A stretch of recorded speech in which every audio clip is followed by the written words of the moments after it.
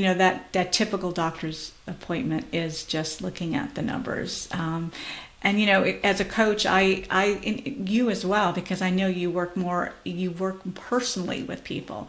So we do know that there's something driving why the numbers are what they are, and we really have to unpack that to really understand how to change or to modify.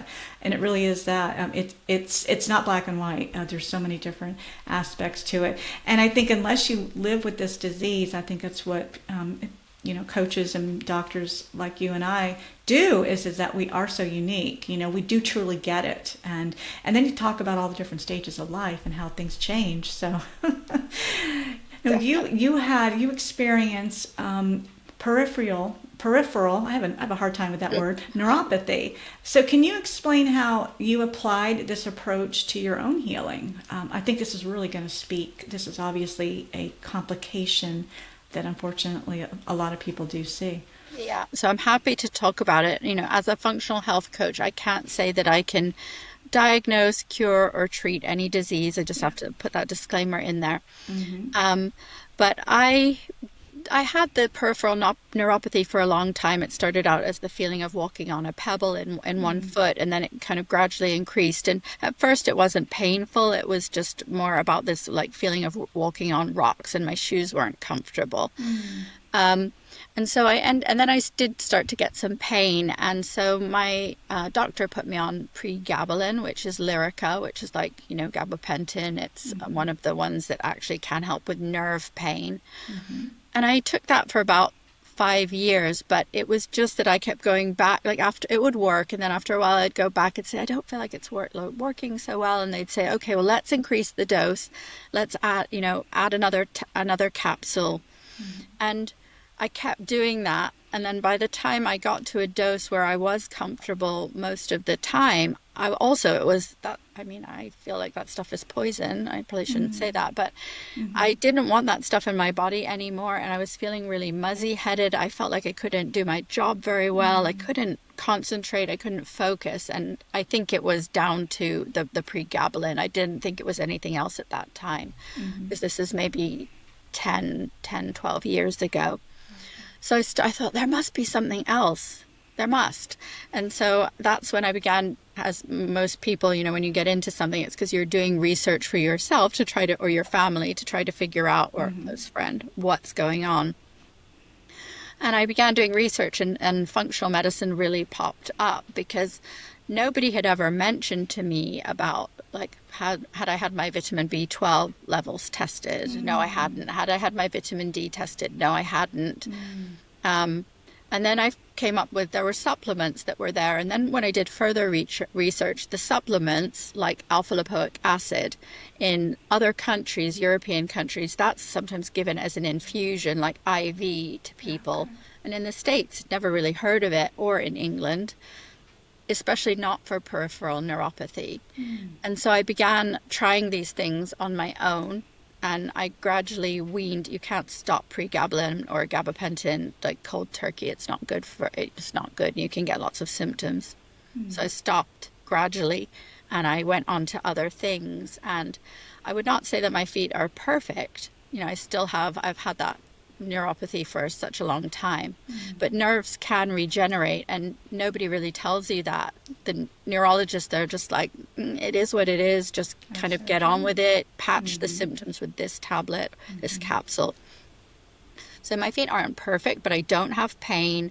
I don't take the pregabalin anymore. There are certain supplements that I take, tests that I did to kind of see what was going on in my body, like dig deeper and see if there were any other root causes.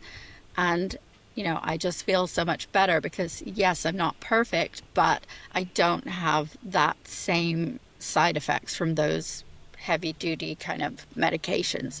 Yeah. And if you need them, you need them. And I'm not saying that, nobody should take them, but in my case, I was able to find different solutions. And I know they can work, because it's worked for me. I love this story. Yeah. And, I talk and coach a lot about the foundation, and this sounds like what you do too. So you obviously went in, and it must have been your doctor at the time that maybe got those vitamin and mineral levels checked, because you mentioned vitamin D3, and your Bs, did I remember that right? Yeah. Bs. I mean, your traditional doctor would probably only check B12. Right. Yeah. Right. So that's amazing. I love it when it gets back to really to the basics, really what the body is lacking. So, and the body cries out in pain sometimes. So symptoms are good. So that obviously steered you to really what was to fill in a natural way with some deficiencies. So Yes, that's micro awesome. deficiencies, and including Absolutely. magnesium as well. There are so many things that do help in the background with blood sugar control, Yeah. and symptoms. Absolutely. I love this. Yeah. It's another reason. It's another reason to keep an eye on those levels. And like you, and I'm sure that you have some references to optimal levels. I think that's another thing that traditional medicine, there's that guideline based on what the average is throughout a population. Well, averages doesn't necessarily make you optimal, right? Exactly. Yeah. You make a good point. That's the point about the testing, functional testing.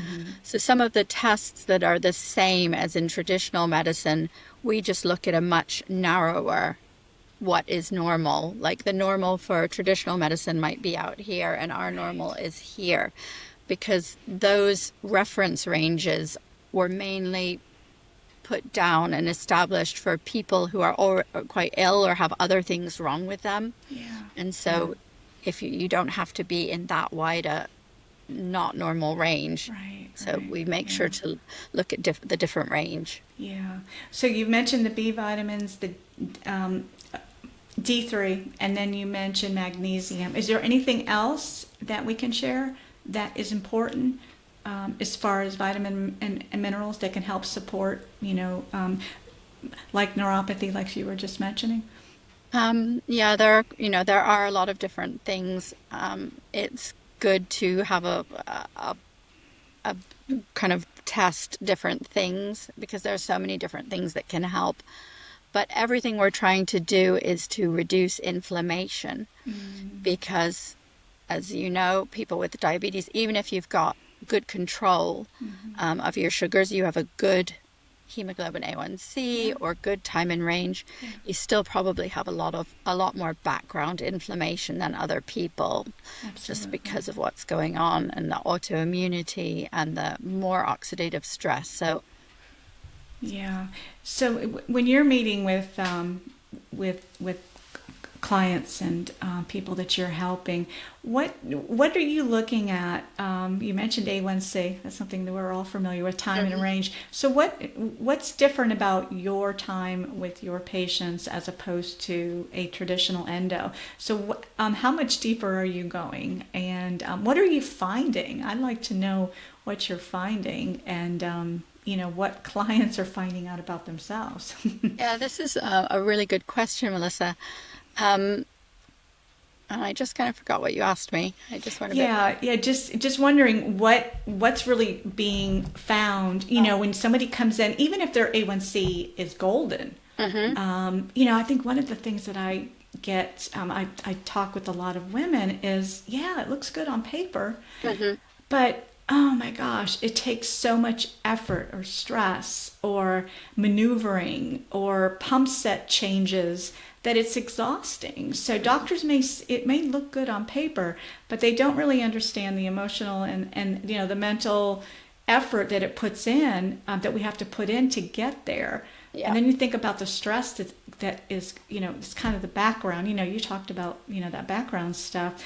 So I'd love to hear how you do it differently and approach this differently. Yeah. Yeah, that's great. So one of the things that I love about functional medicine as opposed to traditional is that how much time I can actually spend with people. So if someone did one of my programs or they, consulted with me, it's usually I end up spending hours with them. So the first appointment there's a ton of paperwork to fill out. And we go right back to the history of your mother during her pregnancy. So we're looking at your entire health history from before birth up until the present. We're trying to link up and see, we plot things on a timeline to see if there were different points in your life that could have caused stress or trauma, that could have had a physical and or an emotional or psychological impact. Even things like, did you get amalgam fillings at a certain age? So it goes into a great deal of detail. And then we decide, it's very much based on like what the problems that you're experiencing, and it's very personalized. So you're going to also tell me, it's much more of a partnership. You're going to tell me what you're not happy with or what you're hoping to fix, and then we're going to address those things. We're going to decide based on your budget, based on your commitment, how deep you want to go. Then we choose. I do like to do some functional tests. We don't have to do functional tests, but it just adds a lot to the picture. And so if we do the functional tests, we would then kind of address, one of the basic ones is a gut function test. You probably heard about it, to look at your gut microbiome, because that's the delicate balance of bacteria and fungi and viruses and different things that live kind of synergistically in your gut. And dysbiosis just means there's an imbalance. And so if that's there, that can be driving extra inflammation, that can be affecting your mood, because that gut is where serotonin precursors are made. So we look at all that stuff, but we also look at the kind of time that you're spending on yourself, looking after yourself. We're looking at optimizing health rather than just fixing a problem. So we need to address every single aspect of you, including psychological, family, meditation, things to ground you, the things that you enjoy that you're not taking time out for, because you need to realize how important all these different pieces of the puzzle are. But kind of the way I like to think about it is that's the terrain.